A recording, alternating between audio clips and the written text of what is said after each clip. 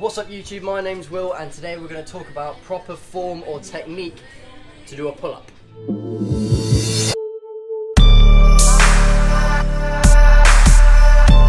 So as we all know, the pull-up is a staple exercise when it comes to own body weight or calisthenics training. However, most people struggle to maintain good form, and in this video I'm going to share with you guys my tips or pointers on how to do that. So the first tip that I've got is make sure you get full range of motion. Now what I mean by this is basically going from a dead hang, which means that your arms are completely locked out straight, just hanging on the bar, no engagement or anything anywhere, and that you get all the way to the top with your chin over the bar and all the way back down to your dead hang. That is one rep in full range of motion. I don't want to see anybody doing just the top half or just the bottom half, because basically you're shortening the muscle contraction that you're doing. You're not using the whole contraction, you're only doing half of it, so therefore you're not going to be working that muscle as hard, and you may be able to do more reps but you're not actually, because you're not doing a full rep. So make sure that you're getting all the way from a dead hang all the way to the top, chin over the bar, all the way back down. Okay, so secondly, pull-ups are supposed to be about strength, not momentum. So what I mean by this is, for example, CrossFit pull-ups, you see like this kipping motion with the legs where they swing their legs in order to get momentum to pull themselves up, and you're not actually pulling. It's not a pull-up, in my opinion. That is a swing up, to be honest. And if you're trying to increase the strength of your back and particularly your lats, then you need to maintain good form and not be swinging. And also, I don't want to see any people tucking their legs like this to try and boost themselves up. It's not about momentum, it's purely about strength. So the third tip that I've got for you guys is about the negative phase or the eccentric phase, which is when you're on the way back down from getting your chin over the bar. A lot of people overlook this phase and basically pull all the way up and then just drop straight back down. And this is very, very bad, because the negative phase is actually when you're going to be building the most muscle. You're actually 30% stronger on the negative phase than you are on the pull phase or the concentric phase.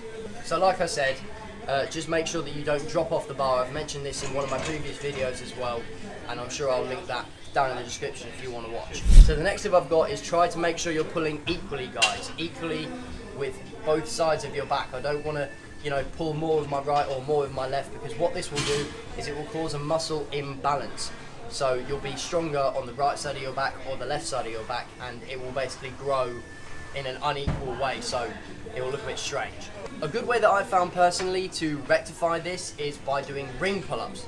And this is basically because it's not just one fixed thing that you're pulling against. You've got two separate objects that you're pulling on, and of course they're on ropes, so they're going to move side to side, backwards and forwards, and it will make it a lot easier for you to realise if you're being imbalanced or not. Something else that people struggle with the form is where to have their hands. They don't know what to do with them. Should they be close, wide, that sort of thing. So what I would say is that the optimal grip position would be slightly wider than shoulder width, and that will be the optimal place for you to target your latissimus dorsi or your lats, which is the main muscle when doing a pull-up that you'll be engaging. When I do pull-ups, I like to use a pronated grip, which means that my palms are facing away from my body, and basically you can play around with this. I'd say that pronated is the optimal one if you're doing a pull-up. You can go supinated, which means your palms are facing towards you. That would technically be chin up if you want to use the terminology. And you can also use a neutral grip as well, which is where your thumbs are facing towards you. This basically just engages different parts of your arms as well as your back, but it has little to no effect on your back engagement. So don't be thinking that by changing your hand grip you'll be negatively affecting your back growth, because you won't. It will just be what your personal preference is. So this next tip is possibly the most important tip about the form of a pull-up, and that is the scapular pull-up phase before you actually pull on the bar to do your full pull-up.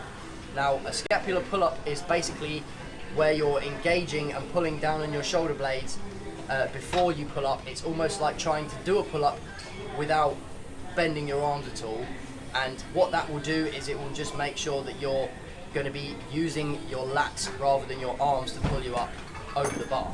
So this next tip is just to help you kind of visualize the movement of what you guys want to be doing, and it will also help with that mind-muscle connection, guys. So what I try and think about when doing a pull-up is getting my elbows into my back pockets. I always learned that, imagine you're pulling from your elbow up to your shoulder and you're tucking your elbows into your back pockets, then you'll engage the lats. What?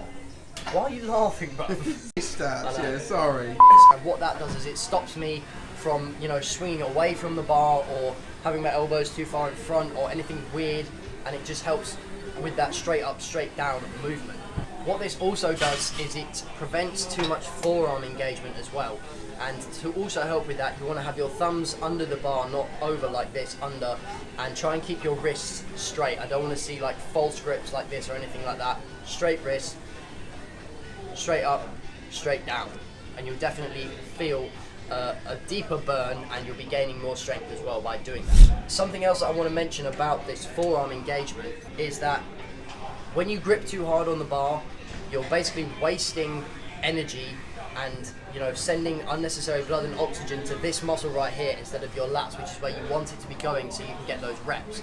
Now, the easiest way of sorting out this problem is actually by just using a supinated grip, because what that does, if you look, if I'm like this muscle's very, very engaged.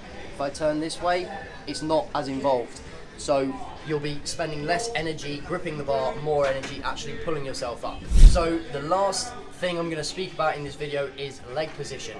Leg position is a weird one because the classic thing that we see people do, and the classic pull-up position, anybody who's starting out will basically jump up on the bar, cross their legs over and swing their knees up behind them. This is actually incorrect, because what you'll be doing, the latissimus dorsi, which is again the muscle which you're mainly going to be using in this exercise, is attached from your arm up here all the way down to your pelvis. So by swinging your pelvis back when you put your legs behind you crossed, it's shortening that muscle already, so you won't be getting as big of a muscle contraction as you would be if you had your legs straight down in front of you, which is what I say is the best form for a pull-up in terms of leg position.